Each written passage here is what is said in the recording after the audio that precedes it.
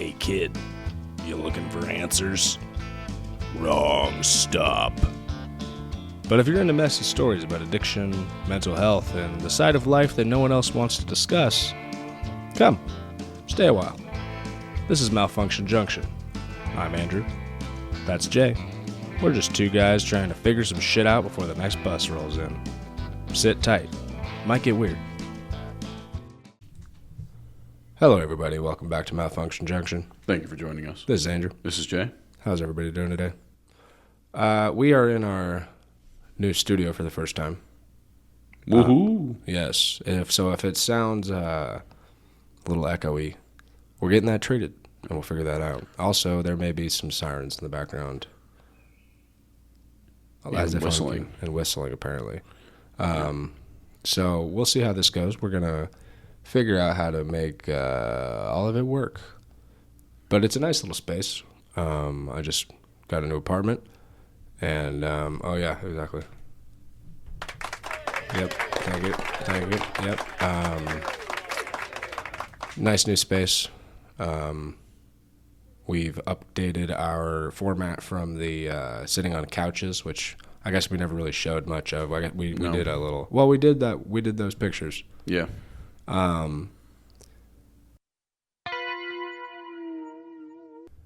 Yeah, it's a nice little space. I'm not.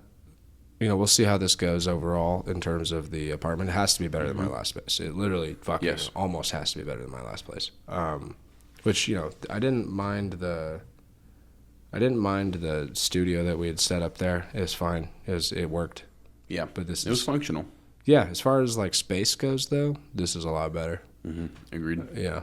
But yeah, so we don't particularly have we have a topic, but we don't particularly have a direct format of going that by. So why don't we just start with how'd your week go?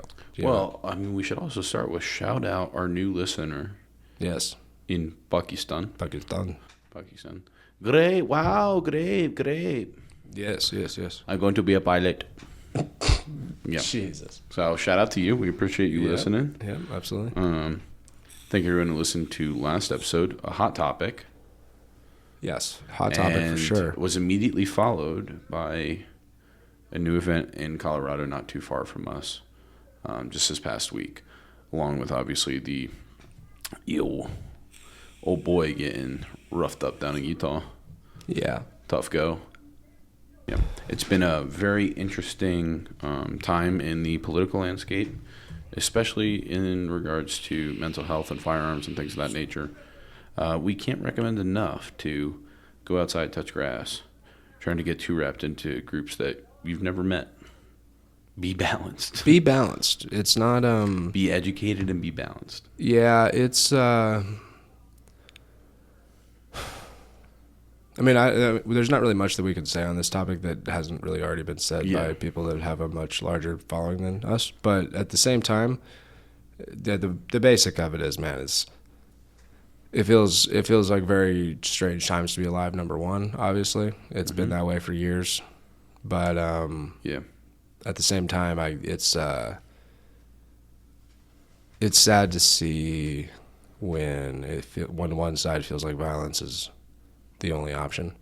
Yeah. And this has been one of the most interestingly discussed topics. And at this point, it doesn't seem to be one one side anymore. No, and you have like one side that's like, you got the liberals who are like on the very extreme side that are saying good, and like there was some recent like vandalism that was like kill all Charlie Kirks, which was interesting. And then on the other side, you have people that say Charlie Kirk was a modern day MLK, which is just something. So it's wild. And I don't think they're meaning, because I heard that same thing. I've seen it a few times. Sure, but I don't know if it means like what he was saying. I think what it was referring to as the assassination goes.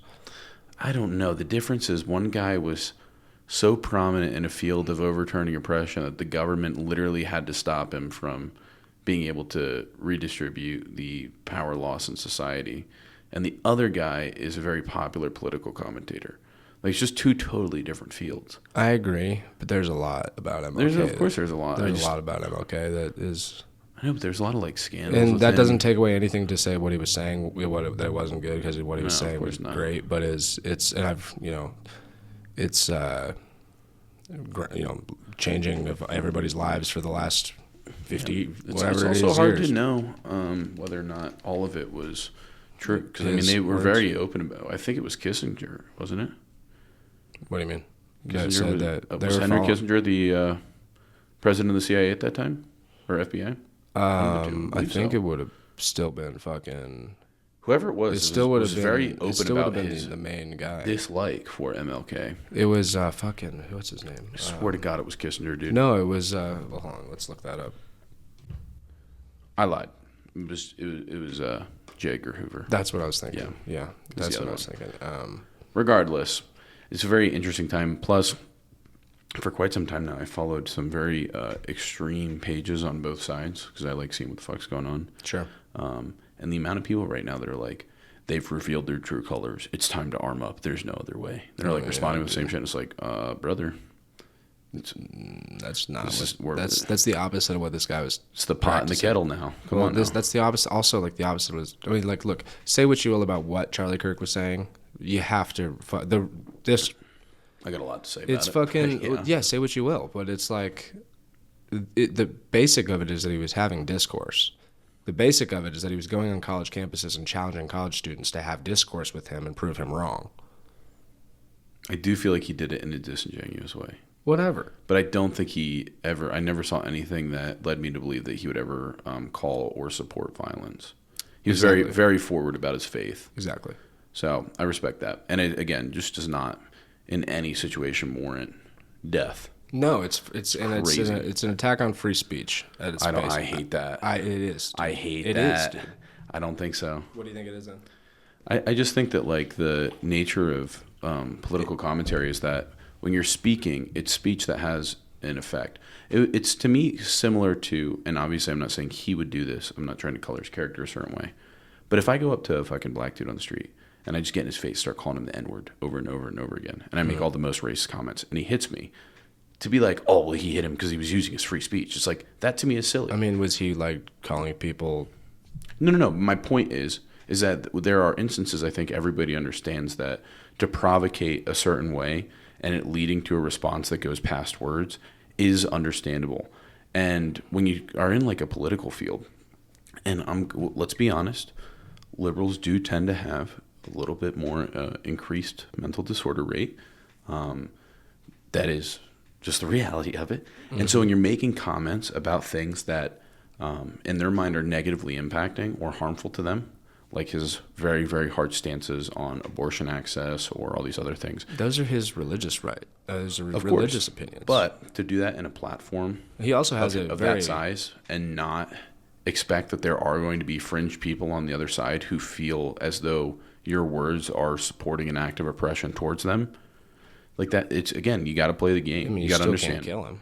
You got to play the game. You got to have discourse. That's why it's an attack on free speech. No, I don't think so. Yeah, if it's not an attack on his free speech, he's not getting attacked for speech. He's getting attacked for what his movement is. There's a difference. Okay, then it's an anti-religious thing.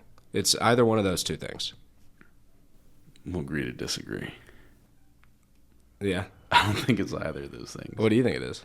Again, I think it's if you take the head role, especially in something as big as TPUSA and YAF and being, this really, really influential commentator, you're the leader of a political movement. It's no longer about your speech. Like he can't just be an individual anymore. He's too big. His platform's too wide.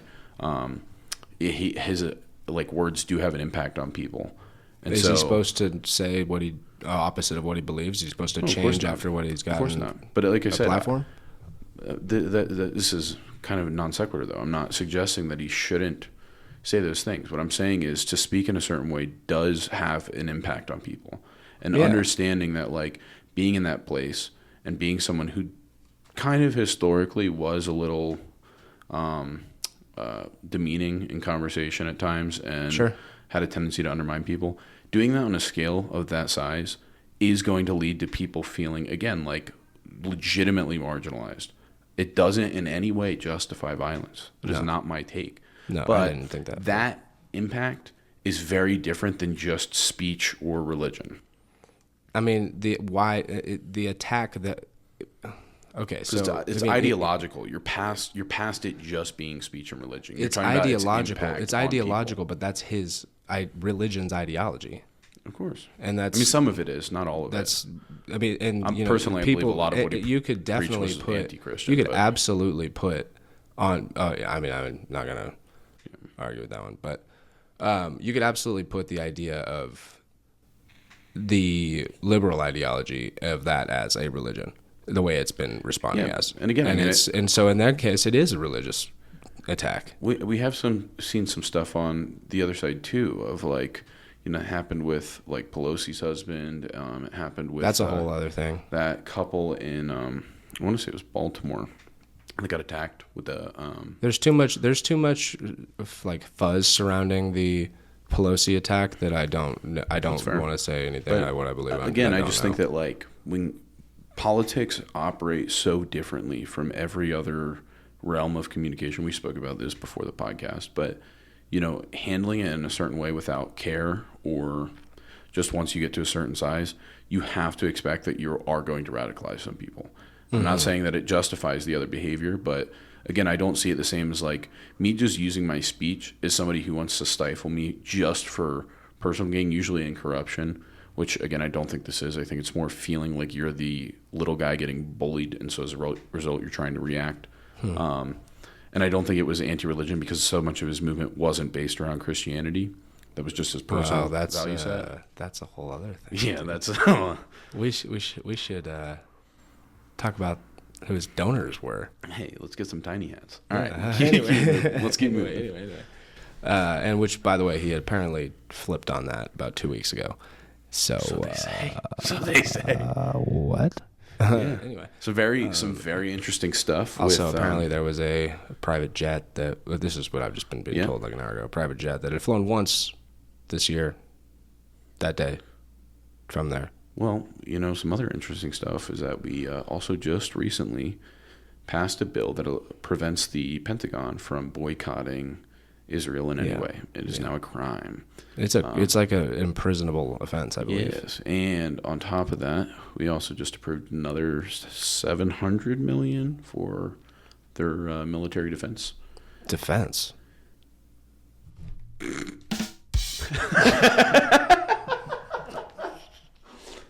Hey man, they're just trying to stave it off, dog. Oh my god. But yeah, I mean, it's just there's been quite a bit that's happened. They also blocked the release of the Epstein files. Yeah, it did. Womp, womp, womp. Yeah, that one. I think I got that one. Yeah, nice. Who saw that one coming? Who would have thought? Who would have thought that they would block the Epstein files? Something he was very against. But yeah, I mean, like I said, it's just it's weird with politics, man. You polarize people so much, and then it creates like this hostility that just doesn't really exist in much other things. Even with religion, with as widespread as it is, you don't see it the same way. At least not in the U.S. Obviously, religion has been a primary cause of many wars throughout history, but yes, the U.S. just hasn't seemed to experience much religious violence in its history. I'm trying to think about that. Not a ton. I mean, there's been there also hasn't been very much history comparatively speaking. That's what I'm saying. Like it's in our few hundred years, we've never really had any religious wars, and it's pretty uncommon to hear somebody being shot just because they were a believer in some religious system. I think people also just consistently, whether it's about racism, xenophobia, homophobia, religion, whatever it may be, people in America have a tendency to overlook how good we are at being balanced on it. Yes. Like statistically, the U.S. has the highest percentage of respondents that would be comfortable living directly next door to somebody of a different race than them.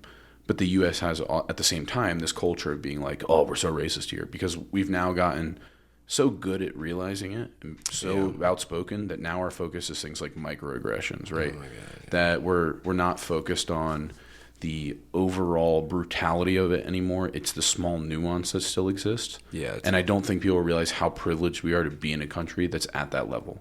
Like most countries, it's not like that. Like they're still trying to get people to not be like directly violent towards people over race. Yeah. And we've come so much further than that. And it's the craziest part to me about all this shit is just seeing these comments of like, you know, oh, the other side, it's time now. And it's like, I don't think you understand what real political violence and dissent looks like. I don't think the U.S. has had that to enough. Or what war looks like.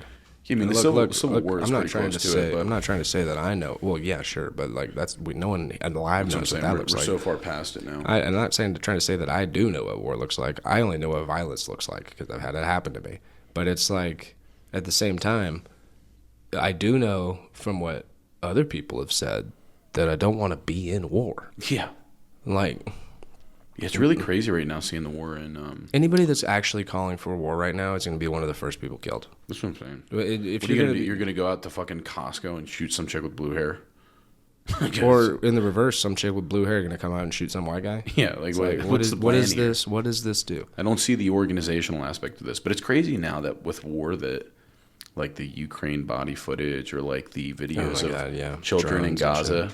And it's just like seeing like a kid starving, making like TikTok videos. Yeah. And like not saying that he's not really going through something, but they're clearly staged of like, they have a script and it's like, you know, you're doing this, which makes sense. You know, you're doing a promotional video to try and get foreign aid for it. Yeah. But it's weird that that's what's happening. Like in any other instance, you would have to have some sort of advocate for it. You know, you'd have to have someone who's removed enough or unaffected enough to be the speaker in the international embassies. But now it's just like, well, I'm going through all this violence. I'm just going to make a video talking about it, which it's fucking nuts. It's crazy. It's crazy to watch it in real time. It goes to some chick in America and she goes, oh my God, like. Yeah. Next video. Yeah. Yeah. Oh my God, that's so sad. Have you heard what they're doing in Palestine? One share equals 10 meals. Oh yeah, all right, sure, brother. How about you take the money out of your pocket and you send it to the kid that needs it?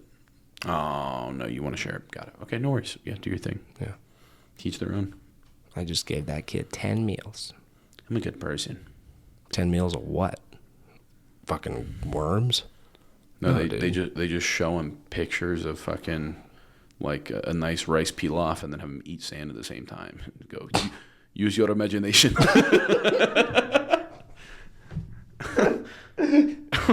Pretty much, yeah. They're having him watch fucking Guga Foods cooking videos. Yeah. Those are the 10 free meals that these fucking bullshit ass advocate groups are giving away.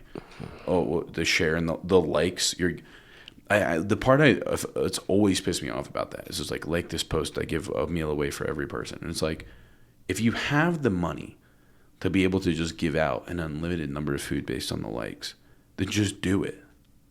Yeah. What do the likes do? You're not getting paid anywhere near enough. That's for you. Yeah, in revenue. Like, it's really bizarre to me. I don't get it. I wish people were a little more involved in real-ass advocate groups that are genuinely spending time over there. I mean, there was a very brief period, only for a few months, but after the Ukraine stuff started, where I was like, it may be interesting to go over there. Oh, interesting. I was in rehab when that happened, so I was just very curious of like, well, it'd be interesting to just go work at like one of the shelters out there. The life experience you'd get from that and the shit you'd see. I mean, it'd fuck you up on one side, but on the other side, you come out with a very, very adjusted worldview. Yeah. It's interesting. There's a lot of NWOs though, or NGOs, that you can do stuff with that doesn't have to be in an active war zone. That just provides relief. I would like to spend some time in one of them before I settle down for the rest of my life. Yeah, I think that'd be interesting. I think that would be. I mean, you come away with a whole different perspective on what the world is. Yeah, and I think doing that and then coming back here. And then you'd have to try to be pissed off about your life. Yeah, probably, yeah. You know, you'd be in traffic like, who gives a fuck? That kid was dying, and every family member he had is gone. Yeah. And now he's just fucking waiting on somebody else to be able to help him because he can't do it. Like, it's crazy. Yeah. You know? And there's so many countries it's going on in. It's wild. Yeah. Africa has like 3 different wars going on right now. I'm not even sure it's just 3. Well, there's a lot of internal fucking chaos in a few of them. Yeah. I wonder who provocated that instability. Anyway, onto our climate's still a mess. Yeah, our climate's the country's been a mess. Country has been a mess. That has been. I don't know if I call it clean, but yeah, here we are. We're still clean. Mm-hmm. But yeah, my clean but still a mess has to do with our overall topic for the day. So why don't I go second? You want to go? You want to start? What was your clean but still a mess this week? I went to the ER. Right. Got acute insomnia, so I'm a little brain foggy. Yeah, I yelled at somebody for the first time in years. Been about a year for me, but yeah, me too. That has something to do with mine. When I say like yell too, there's a difference to me between, being like, yo, chill the fuck out. What's your fucking problem? Versus like legit yelling at somebody. Right. I legit yelled at somebody. Yeah, it's been a long time since I've done that. Yeah. And immediately after that, I lost the ability to sleep. The doctor says it may have something to do with stress levels. I believe that's liberal propaganda. So, anywho, I went into the ER because I got like 3 hours of sleep, 3 days, fucking seeing shit out of the corner of my eyes, hearing shit that wasn't happening, fucking going nuts. Yeah.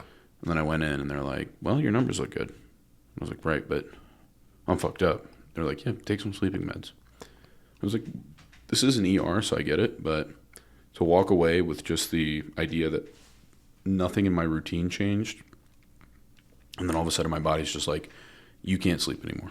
Not an option. You're staying up. Yeah. I don't understand it. I don't get how that works. I don't know either. If I was restless for a couple nights, that'd be one thing. I could understand that.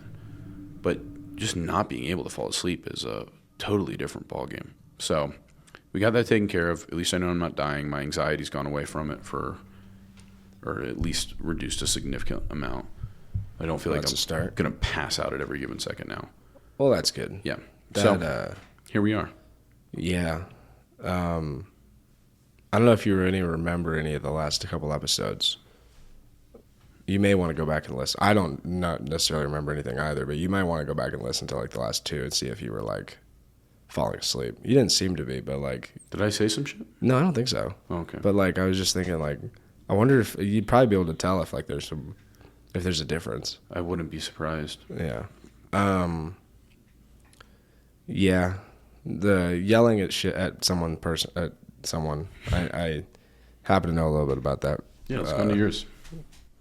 Yeah, so it's funny we had to talk about the Charlie Kirk stuff right away because that has something to do with it too. But I'll just say, I'll try to say the least amount about this, just so as to not, hurt anyone's feelings or whatever. I don't fucking know.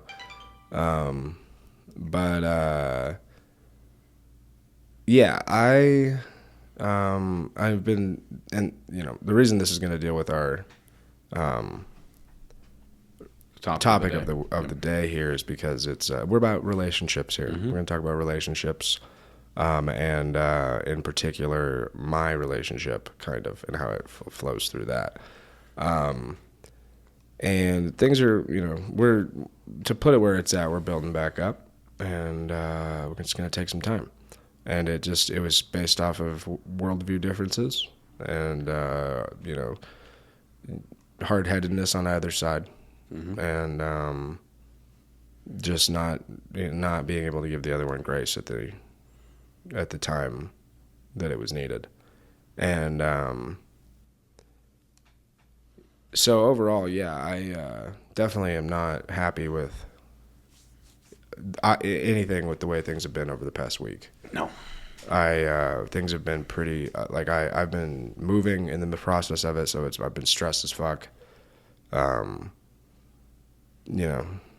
Just not really feeling like I could get any work done at all.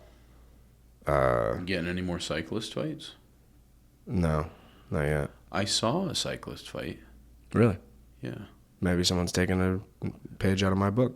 It was at the bar. Really? Oh, wait, was it the one that stole the homeless guy came to steal Alex's bike? Yeah, I heard he can't fight. Oh, fuck.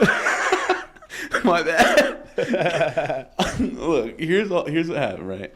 I go out behind him because I was standing right near him, and so he runs up to the guy and like pulls him off the bike, which I was like, bad move. Bad move. Dude. You push. You don't pull him into you. So they both fall, and then the other guy stood up with a wrench in his hand. Oh, dude.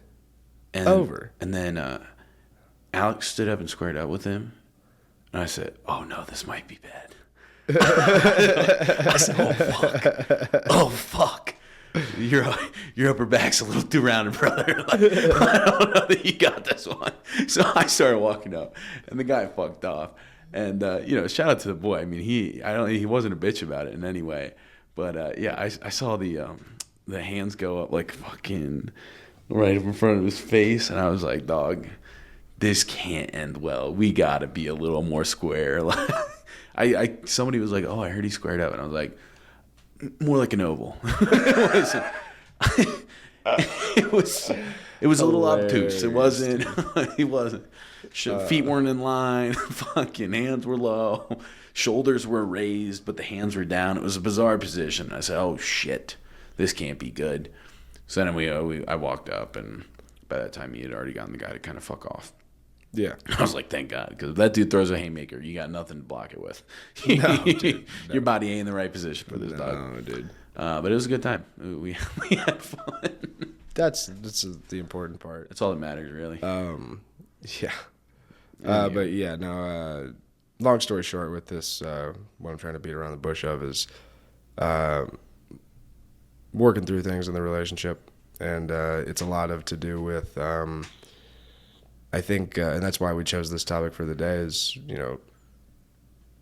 mental health and addiction in relationships is a tough thing to maneuver through. Yep. And we are going to talk about that today. Mm-hmm. So, I guess we'll start by saying a statistic that I wrote down here, and this is study based off of of alcoholism. So I don't know if it can relate to addiction with drugs or if it can relate to mental health exactly, but it can definitely relate to drinking here. And it's couples where only one partner is a heavy drinker have almost a 50% divorce rate over 9 years, which is compared to a roughly 30% for marriages where neither partner or both partner drink heavily, I think, actually. So the way that relates in my own is that she's, as far as things go, pretty fucking normal. Mm-hmm. She's got, some trauma in her life. Everybody does. Hers is not great. None really are. And, but, I'm the only one in the relationship of the two of us that have, some actually like some pretty severe diagnosed things. Well, doesn't she have a diagnosed stress processing disorder? Potentially. I don't know. We've never talked about that. I thought she was diagnosed. We haven't.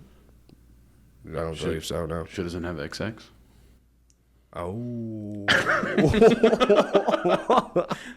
don't know that. That's not gonna land well. I'm gonna get in trouble for that one. All right, I should write that down. Let it be. Right, cool. Let it ride. Cool. That's so funny. I'll die on this hill.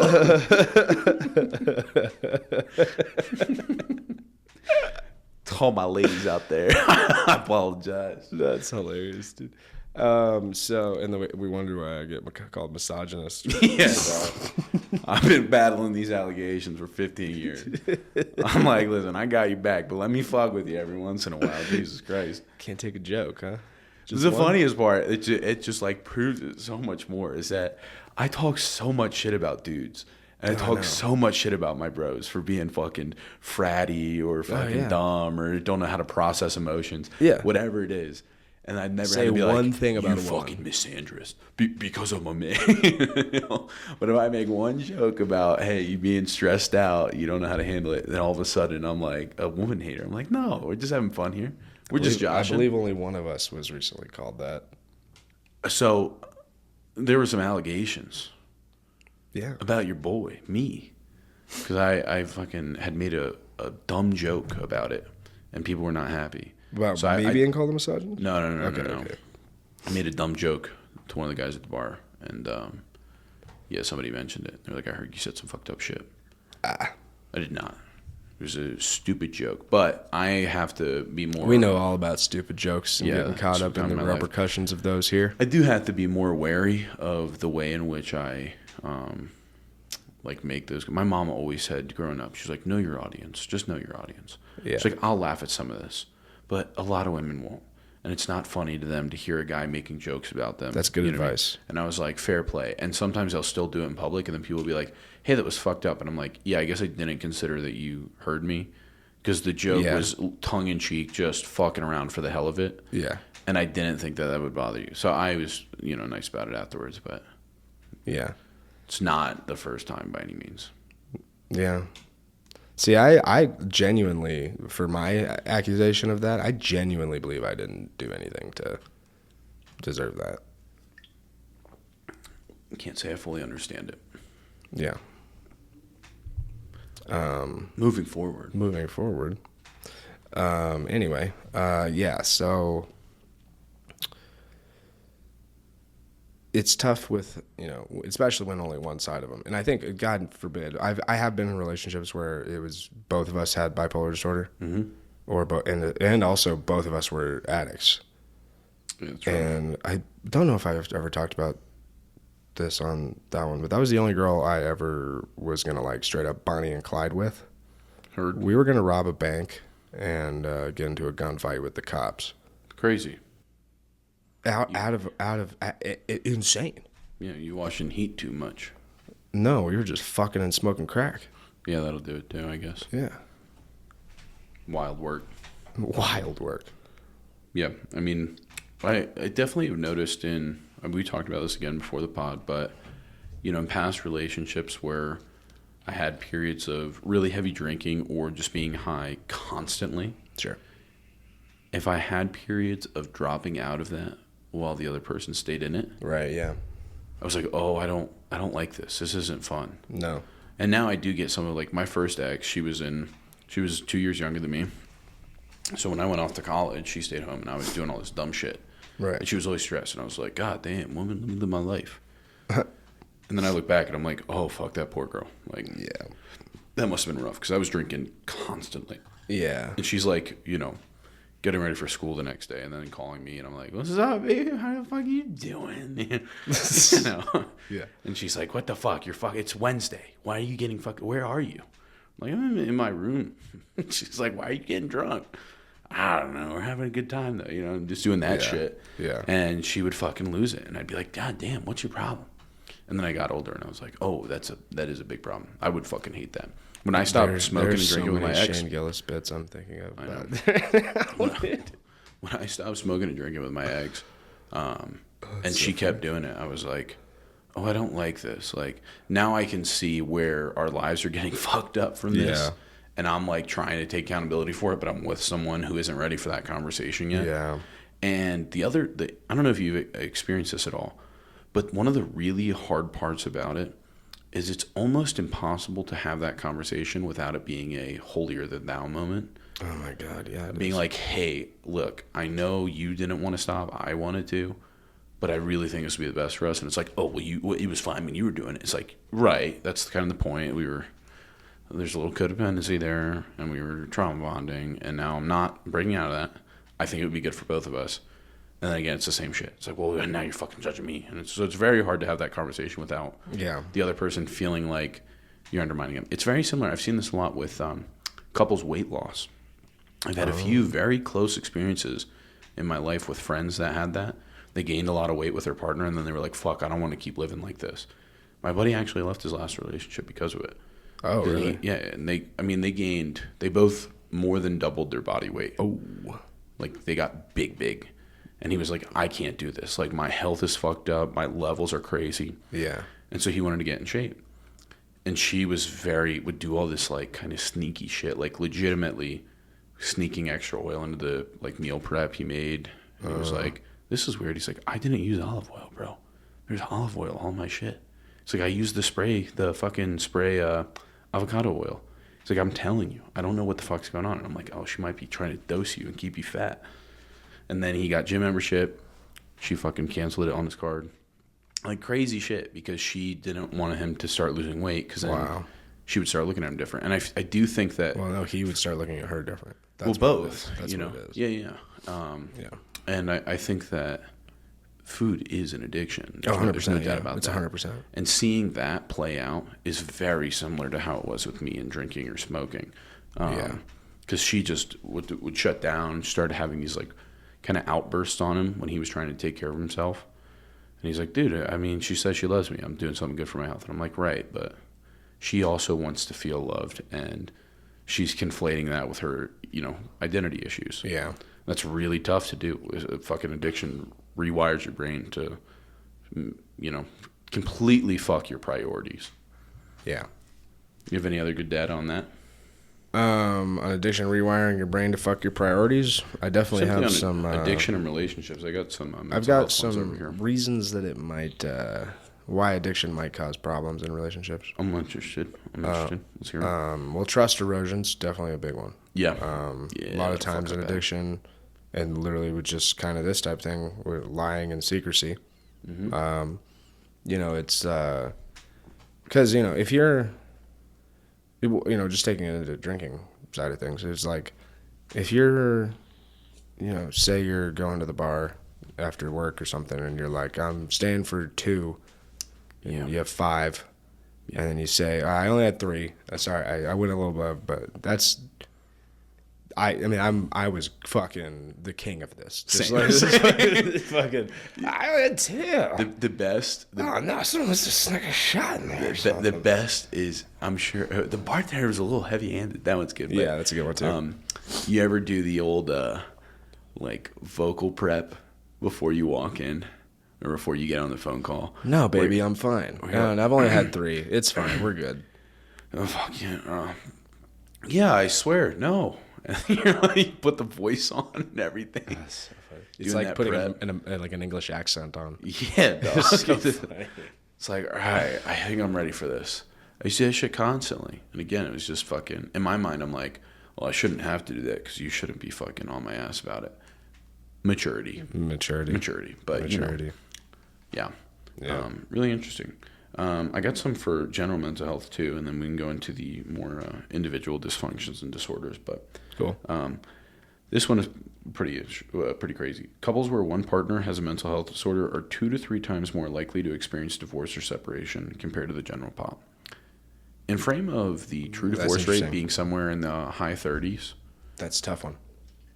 Yeah, I don't know how much of that is general couples, but based on that data, I would assume that you're talking upwards of 60 to 80%.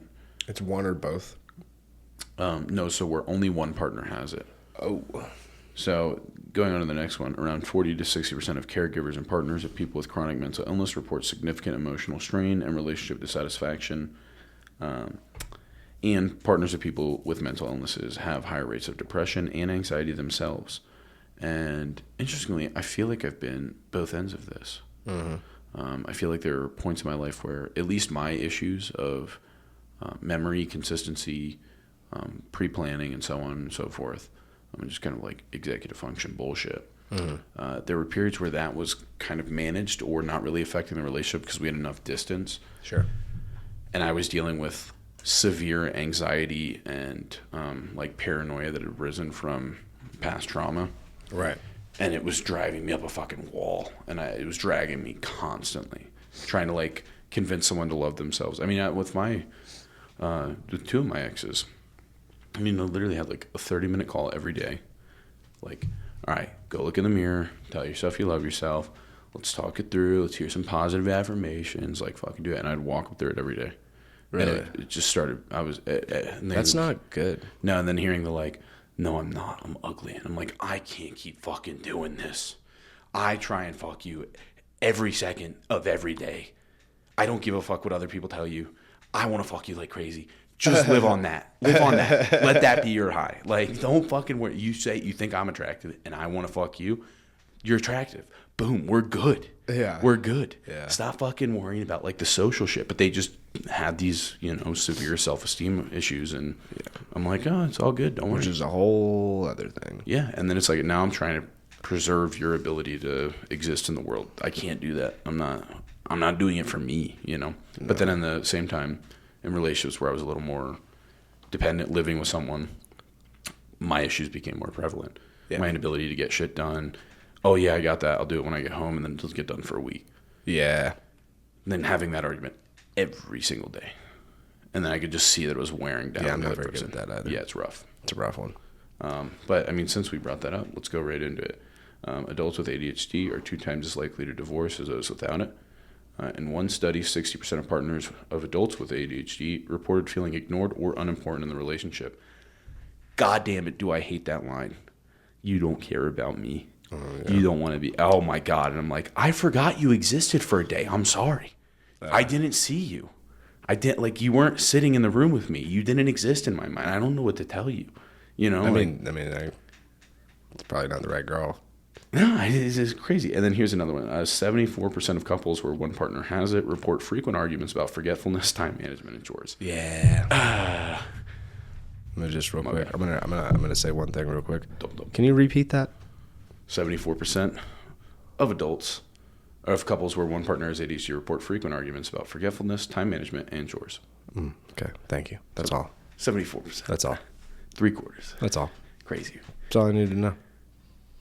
Not saying I'm gonna stop trying to work on it, but fuck, dude, give me some break. I cannot fucking remember. I don't know, dude. I've done the same load of laundry back at home 3 times already, and I'm gonna forget it again when I go back home. Mm-hmm. Yeah, I mean I think one of the most interesting questions I've had through my life with consistently having these like depressive swings and again I don't want to say I have ADHD because it's not diagnosed. I really don't like the self-diagnosis, but there is a severe executive function disorder with how I work. Sure. And I in relationships that there was always the point where I was with somebody where things were going really well and they were happy to do it. Yeah. And there's another really interesting study. I wish I had grabbed the number from it, talking about just how high, like a large majority of couples who broke up reported that the reasons they were breaking up were the same ones as reasons they liked the partner initially. Oh, so your quirks, you're like, oh, they do this a little weird. Oh, So for example, like I always was every time talking to girls. I like that you're not very material. Like you don't care about shit. Like it doesn't bug you. You don't need nice stuff. You don't care. And then we get 6 months in, and then it's, why don't you give a fuck about your clothes? You have a hole in that. Throw it out. I'm like, no, I don't. Who gives a shit? I don't need it. And there's like, you should upgrade your stuff. I don't like your couch. I don't give a fuck. It works. It's a couch. Yeah. Like I just, to me, it never made sense. But it went from being, oh, it's really cool that you're indifferent to trying to impress everyone. And then it was like, all right, you have to try a little bit. I'm like, I thought we were cool on this. Same with like some of the chore stuff where I'm like, oh yeah, I mean, if we're doing whatever, do it when you get it done. They like not being judged. Where I'm like, yeah, I don't give a fuck if your car is dirty. It's fine. My car's dirty. We're good. Right. But then they got to a point of like, well, I don't like seeing you do it. And then all of a sudden it went from, it's cool that you're non-judgmental to, it sucks that you don't care. Right. And I was like, all right, well, how do you fucking deal with this? Is it dating someone who is expressly willing to deal with that for the rest of their life? Or is it only finding people that have the same issue? I don't know. I think it's probably fixing that at least a little bit, coming a little bit halfway. I know, but I'm sure you've experienced the same thing. Like, every time, I take relationships so fucking seriously. I'm sure I've mentioned it on here, but, where I grew up and the way my parents were, it was always the number one thing. Right. If you fucking lose your career, if everything else goes to shit and you have a good person that's wanting to spend the rest of their life with you, you're good. Yeah. You've got it. Yeah. You'll always find happiness. You'll always find some level of peace because you'll have your person there, you know. Sure. And you'll be somebody's person. You get to be that support piece. So you'll always serve a purpose and have someone help you fulfill yours. And so anytime I was in a relationship and partners pointed out these types of things, I did make an effort. I made a very big effort. Like it was, Yeah. I tried every time. To the idea of like meeting halfway is the same as like when somebody's like, oh, we'll just get a planner. Oh, yeah. I'm like, oh, that's great. There's 12 of them in my house, you dick. They're all from 2022. I bought new ones. Those got fucking lost. I don't know what to tell you. Yeah. So there is a, I take medication for that usually. Yeah, working through the dysfunction can be I guess that's the part of it that's my fault, is I refuse to go get looked at. What if they tell me I'm fucked? They told me I'm fucked. I don't want to know, dude. It's fine. No. It gets better. I don't want to know, dude. I'm good. I just need to start eating better. That's all it is. I just need to work out more. Yeah, you've said that for the last 25 episodes, which, by the way, this is episode number 25. Oh, let's get a little Quarter centennial? Is that what that is? Yeah, I think so. Hell yeah. Thank you. Hey. Yep, congratulations. Yep. Yeah. As a result of that, to celebrate, we're going to get blackout drunk on the pod. Hold on, just Yeah. It's cool. just Josh. No. We may eventually one day take mushrooms on the pod, and we talked about that Yeah, that'd be briefly. cool. That would be interesting. I'm taking a break from those at the moment, but... Attaboy. Trying to get a couple people to do the same. Dog. Well, it's like, I don't understand how people can, like, be their drug. Yeah, I don't get it. It's fun for, like, a couple hours, and then it's like, all right. I mean, I love psychedelics. We've done a whole episode about psychedelics. Yeah. But Well established. yeah, but it's A well-documented But I claim. still genuinely believe that you shouldn't do them all the time. No. And I used to do them all the time. Didn't work out very well for me. No. They should be treated as a medicine at the very. Absolutely. It's like, all right, cool. I'm struggling with this. All right, you fucking microdose. It's an antidepressant, whatever. And I'm not saying that as advice, but saying it in the frame of like, if you're going to use it for a certain reason to try and assist you with, like, I mean, Yeah, there's but is it PTSD working? studies with microdosing. Is it working though? That's what I'm saying. And you, even in studies, you rotate off of it. Yeah, you don't take it every day, dude. No, You and know, you don't do it for you should months not on take end. psilocybin every day. And though also most studies are in incredibly small doses. Mm-hmm. You're talking Well, even if you're taking 0.01, 0.1, whatever it is, a tenth of a gram, then you're still taking it every day. yeah, I mean that's fine. Yeah, The crazier one to me is the people that trip balls frequently, like yeah, I don't 3-4 times a week. Yeah, I don't get that. I just don't find mushrooms that fun either. I used to do it pretty often, but I never could do it like that. Yeah. That's too much. I mean, I went into every trip, to be fair, with the express mindset of trying to work through some shit. Sure. But It's a little different when you do it like that, but the forgetfulness on mushrooms, too, is nuts, which pairs very similarly to the Amigo I'm referencing right now. yeah. And the inability to continue progressing in a conversation. It's get 2 steps in, turn around, walk out the door, and then walk right back in it. Get Yeah. 2 steps in. Get over and over. Yeah. Yeah, it's a tough one with that. And you're like, listen, I understand. I've only said this 47 times. So for the 48th time, I'm going to say it in a different way. Again. Da-da-da-da-da-da. Are we good? Well, and then we're back to fucking basics. It's like, Jesus fucking Say, all right, well, Christ. never mind. All right, let's redesign the alphabet and just work from the ground up on this bullshit, huh, bud? Yeah. Another thing that can be, addiction specifically causing relationship issues, emotional disconnection, and one of these that is listed here, I definitely find in my life, just as with bipolar disorder, which is mood swings, which is kind of the inherent part of the disorder. Mm-hmm. But mood swings when drinking, like, I mean, Yeah. dude, if my dog could leave me, she would have. Like as a puppy, she would have just not been there anymore. Because I'd like just fucking come in wasted, just fucking mad about something, and just like and losing it, screaming, and then 5 shit. minutes later being like, I'm so sorry, like, you know. Yeah. Yeah. And it's like that's one thing I'm very glad about with the lack of alcohol nowadays is the fact that I just don't have that Stability, anymore. yeah. I'm not always emotionally stable because I do still have bipolar disorder. But I take the meds for it, and if it's like when I'm on the right med too, because it's not just taking the meds, it's taking the right med. And that's the hard part of it. And also not drinking because it would just cause me to go fucking insane, dude. Yeah, you went from Rocky Mountains to like Blue Ridge. It's much more. You balanced out the peaks and valleys quite a bit. Right, and peaks and valleys are normal. Yeah, having a normal having a normal range of emotions that is as long as the difference in bipolar disorder is when it goes too above hypomanic, and it's isn't bipolar also characterized by it not always being event related? Yes, like it just is swings. Yeah. That used to happen to me all the time, and for no reason I would just be like in a different place, and I'd just be like hallucinating or something. Be fucking losing it. Yeah. Yep.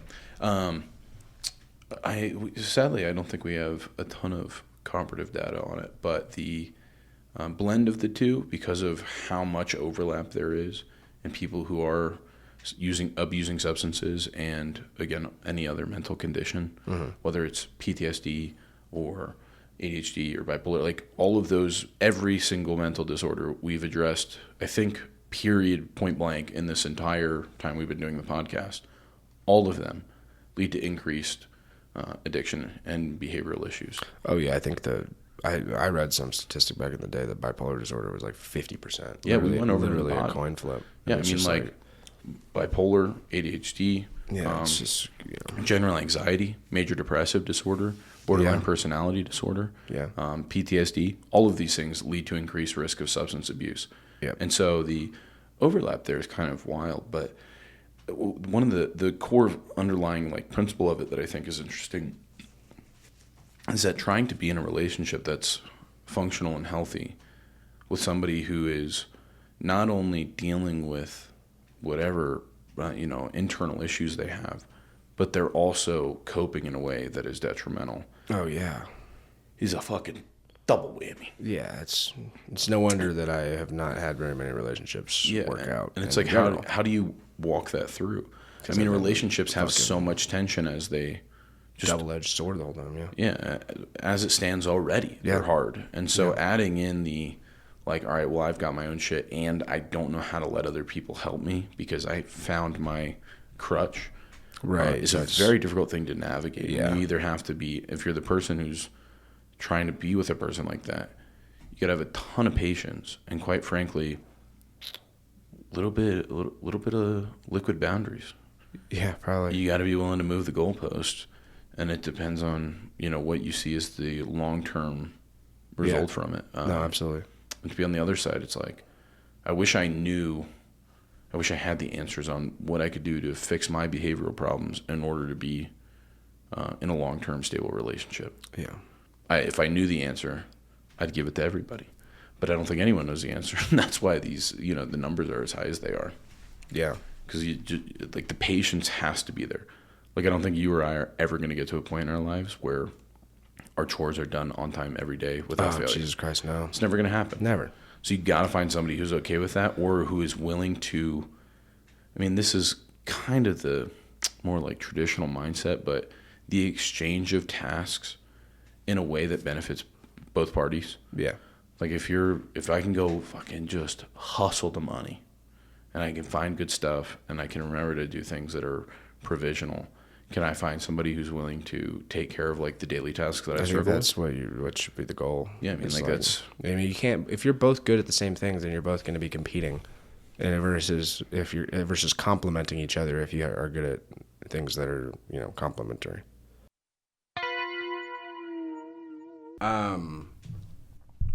The other ones that we were going to cover here. For alcoholism, again, specifically here, these are the only, obviously these are going to be all addiction. I don't have stats for anything other than alcoholism, but... No, although I could only imagine that for a lot of the more potent substances, it's just going to be an amplitude. I would imagine that, Unless I would think that there's probably something to do with drugs, that usually you're probably not with someone that is using an illicit substance unless you too are using the illicit substance. At least that seems to be them often. Yeah, because alcohol is just so culturally normalized that. And like, yeah, alcohol's so culturally normalized. You can have a little bit and not toast yourself. You know, there are people that can drink without problem. Oh, God, I fucking know. I wish I was one of those. We're not around any of them. Not around any of those guys. I don't even think I know any of those people. Actually, I know a few of those people. My mom would say she's one of those people. My girlfriend is one And of have those a bottle people. of wine. My girlfriend is one of those people. Yeah. Yeah. So I guess we are around some of those people every now and then. Is it like dinner? I've seen her though? drink. Is it like dinner drinking? What do you mean? Like, is she drinking while she's like hanging out or going out, or is it like she's having glasses of wine at dinner and like a beer while watching the game? No, not the second one. Definitely like she can go out. I've seen her drink to events and just drink a couple and call it a night. She'll have like a shot. She'll have a shot shot? of tequila. She'll literally have She'll do a shot. a single shot. Yeah, like 1 or 2 shots. Oh, dude, I'd rather be a binge drinker. That's crazy. I don't get it, but it just like gets her loose enough to like not give a fuck. Needs a little of the I don't liquid know. courage. No, I don't even think it's that. It's just I think she enjoys just dancing with a little bit of alcohol in her system. Fair. I get it. It is a good time. It is a good time, but I It just is fun. fucking I can't have just a little bit. Yeah, fair. One shot, dude. No, What are we doing here? That's why. We'll start at 4, Yeah, and we'll negotiate from there. Maybe maybe 6. Maybe only 7. Well, dude, fucking Connor showed up. You know I love Connor, so I had to do a shot with him. That doesn't So I count. had That one 11. doesn't count. Yeah. So 16. So what do we agree on? 15 again? Yeah, it was only one more than that. Oh, dude, I know I said I was going to be home at 1, babe, but there was a shooting star.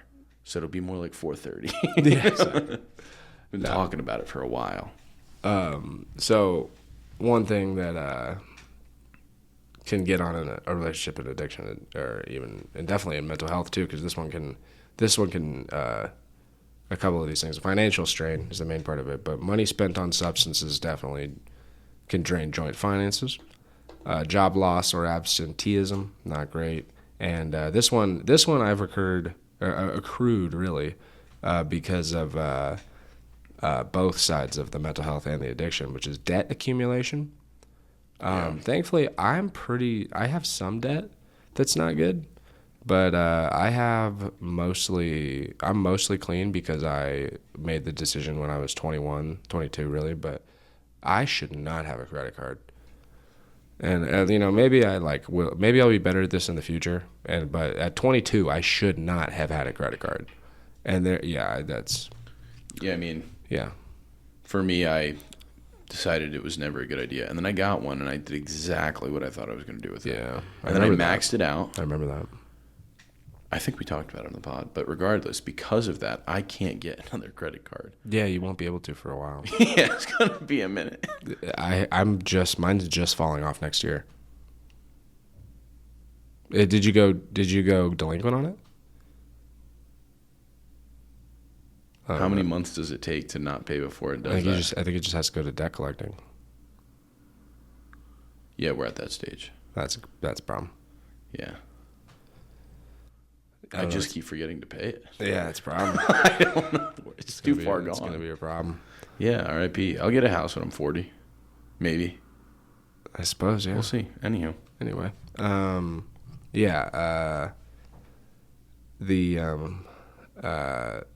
Other things that can happen with this are communication breakdown. Communication breakdown. You know, the Led Zeppelin song. Arguments escalating. This happens. Fueled by stress, defensiveness, or impaired judgment. Avoidance. Some partners stop talking about the problem entirely, leading to resentment. Mm-hmm. Manipulation, which God knows. I have been on both sides of that during the drinking side of things. Yeah. Guilt trips or emotional blackmail may surface to cover continued use. Emotional blackmail is a tough one. Yeah, I mean, I think it functions on a much, at least in most relationships, I would have to imagine, from talking to many people about it. I would imagine that is a much smaller, it occurs in like very little ways of like if you're fucking saying, oh, I think your drink's getting out of control, I'm like, oh, well, fucking look at your friend group. Your friends all fucking lefty or whatever, and picking out something that is emotionally damaging. Yeah, I think that's guilt trip too. Yeah, and I feel like isn't guilt tripping more... Maybe I'm thinking of it wrong, but... I feel like guilt tripping would be on the sober side. I feel like emotional blackmail is more like... I'm blackmailing you with my emotions. Like if you're going to do something, then I'm going to be like, then I'm going to freak out, and because I know it'll control you. That's kind of what I'm thinking of. Is like if I'm going down, you're going down with me. Like your life sucks. Yep. So don't judge me for my life sucking. Oh, okay. You want to talk about my shit? Let's talk about your shit too. And it's like threatening to drag in the other. I feel like that might be called something different, but yeah, that I get what you mean. Yeah. See, I was thinking of it more like. I'm trying to think of what else would fall under that category. I don't know. I was thinking of it more like, if you're gonna fucking drink and I'm like, well, I'm gonna cut myself. You know what I mean? Yeah. And to see how that makes you feel. Mm-hmm. You know what I mean? Like, I'm gonna drink, and if you fucking yell at me, I'm gonna break out my drunk Japanese accent. You want to do that again? I'm gonna do it at dinner with your parents. I'm gonna do it. Do not make me.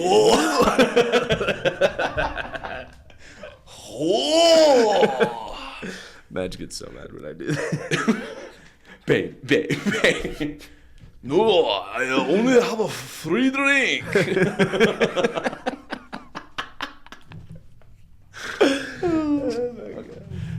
Okay, that's hilarious. That's emotional blackmail.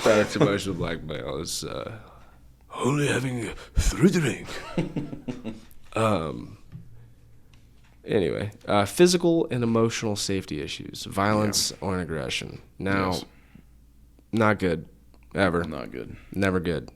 The substance use part of things can definitely tie one over on that too. Then you find like definitely with couples that are, if you ever, I know you were, no, this was another friend of ours. Shout out the boy Manny.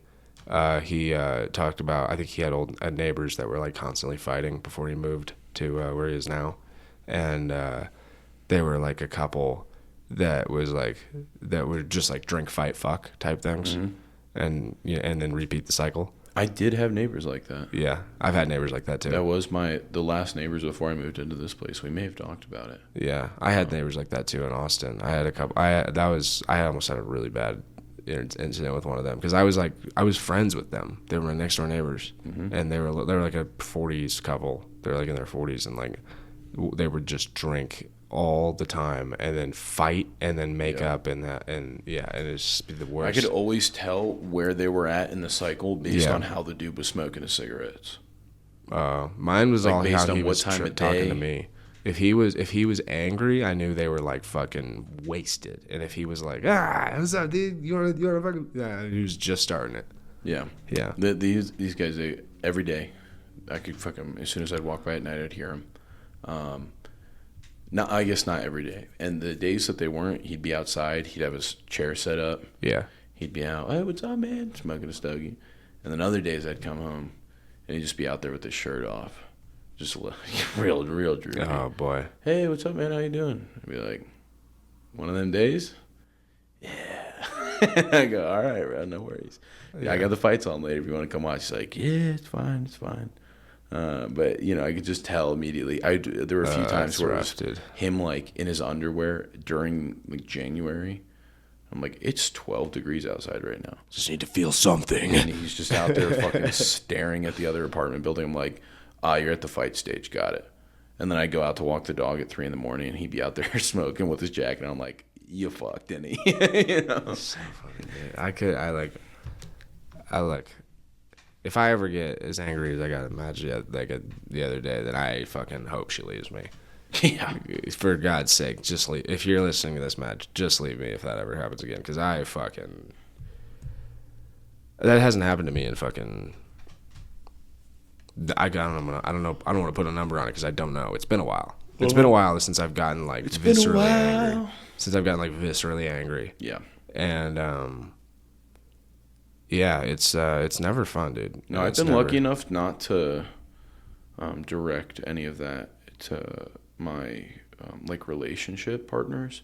Yeah. However, I did direct it at everything else in my life at those times. That's where it's been up And until that this was- moment. This that point. definitely weared off on him. Like me fucking screaming at the TV.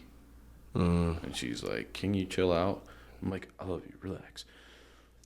This thing will fucking work." You know, Yeah, because I'm fucking pissed at the world. Yeah. And that definitely rubbed off in negative ways. But yeah. Yeah. Sorry, ladies. Yeah, sorry for all of my ex-girlfriends as well. And I love you, Magdalene.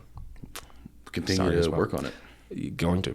Yeah. Going to continue to work on that. This one doesn't go in the particular sense, but neglect of children. That can often, you know, I don't know how many stories I've heard of kids that I've met in rehab and shit that were like, yeah, my parents were alcoholics. Like, I'm just like, oh yeah, that makes sense then why you're like this.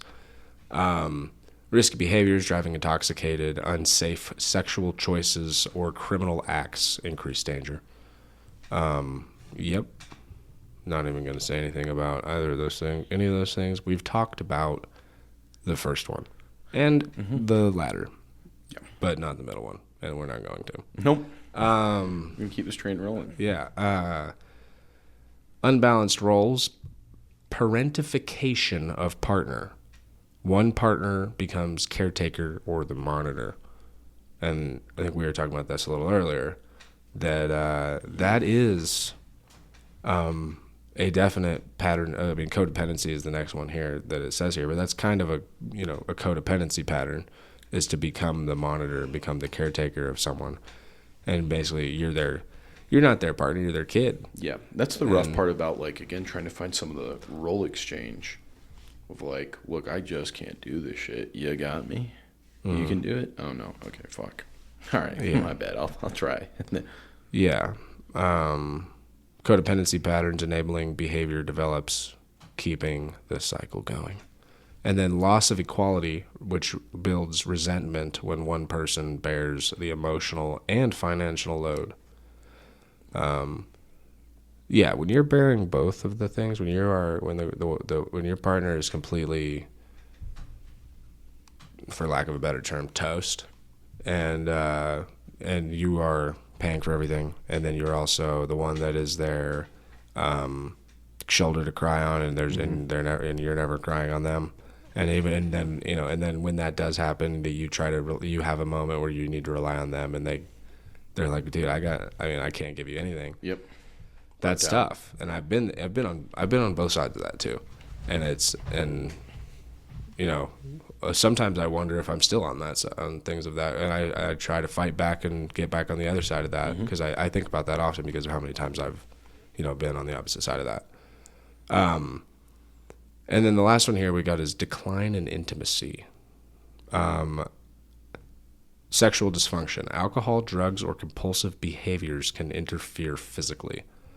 Same with pretty much all of those different mental conditions as well. Yeah. And this next one I found, which is emotional intimacy fades. I've seen that a lot in relationships that I've gotten where we were,